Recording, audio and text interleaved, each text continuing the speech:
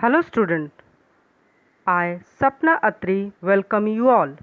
Student, today we'll do a very important topic without which the study of poetry is incomplete.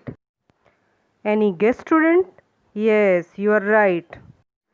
And the topic is figure of speech. But before we go to the details of this topic, let me ask you something silly. Don't laugh, please. Students, whenever you go for outing or in a family function or a birthday party, do you wear rich dresses and also change your looks?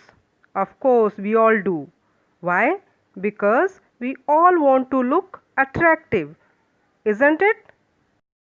So, if you are thinking what's the connection of these dresses with the figure of speech, so let me tell you that figure of speech are also added to the poem to make it more beautiful, attractive, and meaningful. They are just like rich dresses to make poems more elegant. So now remove your notebook, pencil and jot down all the important points and the literal meaning of the figure of speech.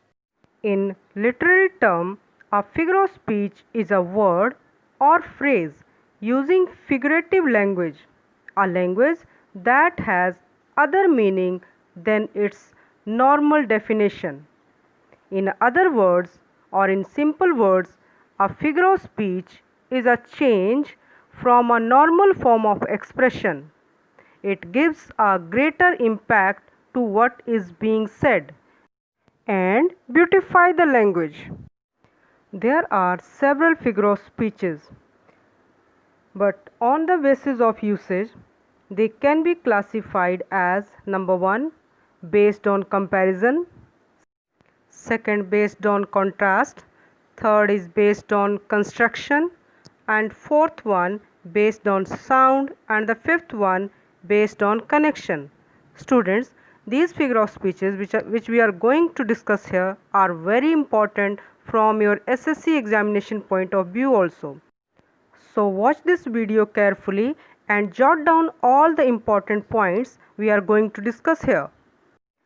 On the basis of comparison, the first figure of speech is simile. Now what is simile?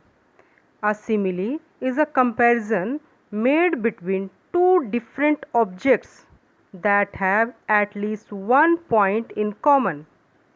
A simile is usually introduced by words such as like, as, so. For example, her eyes shone like the stars in the sky. Now students, here eyes and stars are two different objects. Compared directly for poetic effect. And what is the common between eyes and stars? Yes, shine, shining. Am I clear, student? You can see more examples on your screen. The next is metaphor. A metaphor is an implied or suggested simile. Here, a comparison is not made between two things, it is taken for granted, and two things are spoken as one. The words like, so, and as are not used in metaphor. For example, yet all experience is an arc. The figure of speech is metaphor here because experience is indirectly compared to an arc and spoken as one.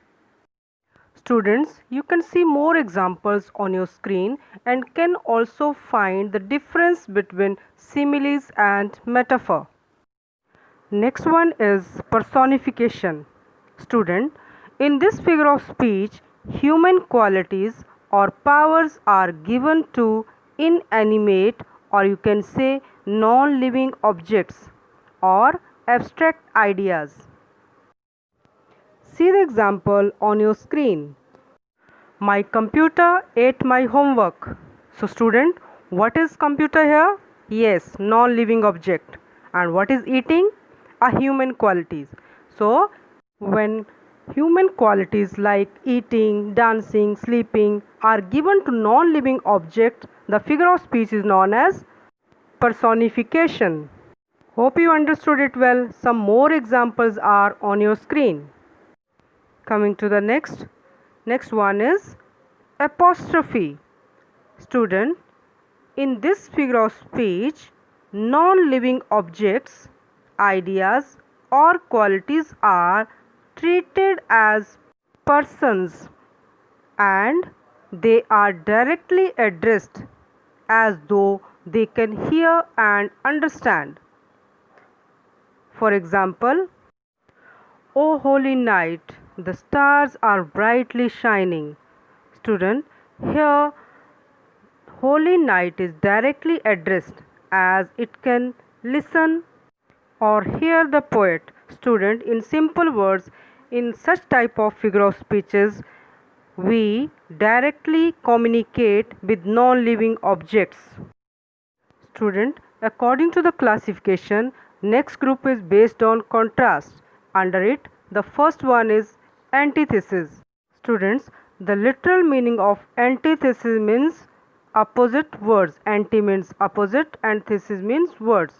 So, it is a figure of speech in which one idea is set against another in a balanced form for emphasis. In simple words, in this type of figure of speech, two words that have opposite meaning or feeling are used in the same sentence. For example, to err is human, to forgive divine. Here, err and forgive, human and divine, are opposite words used for the poetic effect. So student, can you tell me now what is antithesis? Yes, you are right. Antithesis means opposite ideas or words placed in a sentence for poetic effect. The next one is oxymoron. Students, oxymoron is closely allied to antithesis. Here also words of contrast or you can say opposite meaning are used like antithesis, but they are placed next to each other. For example, they have sweet sour relationship. So here word sweet and sour, which is opposite in meaning, are used for the poetic effect, but they are placed next to each other. Students, hope you are grasping the topic properly and writing the important points. So let's move to the next one. Next one is epigram. This is a brief statement that has deep wisdom in it. It shows surface contradiction. For example, the child is the father of man. Now, if you see this sentence, the statement is very true but sounds contradictory. How a child can be a father of a man? But this is a statement with deep meaning, and such statements in poetry are known as epigram. Students, the next one is paradox.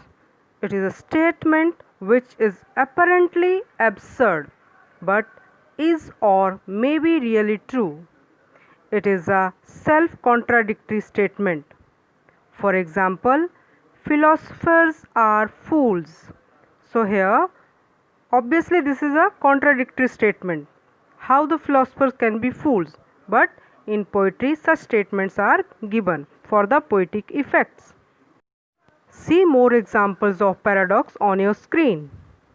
Moving ahead, when unpleasant facts are presented in pleasant form, it is called euphemism. See the example on your screen and you will understand it well. Example is, he has fallen asleep.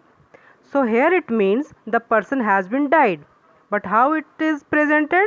Yes, just like as he has slept. So can you tell me now what is euphemism? Yes, euphemism means presenting unpleasant or mishappening things in a pleasant way. Students, read the examples given on your screen carefully and also write down in your notebook. You will understand this figure of speech properly. The last one of this group is irony. Here, the real meaning is exactly the opposite of that which is expressed in words.